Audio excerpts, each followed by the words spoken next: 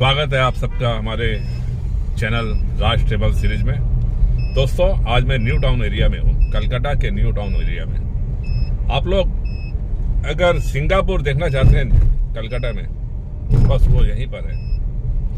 और यहाँ पर अच्छी अच्छी कंपनियाँ, बड़ी बड़ी कंपनियाँ, बड़े बड़े होटल, रेस्टोरेंट सब खुल गए हैं और अच्छे अच्छे लोगों का यहाँ पर फ्लैट भी है, बंगलो भी है।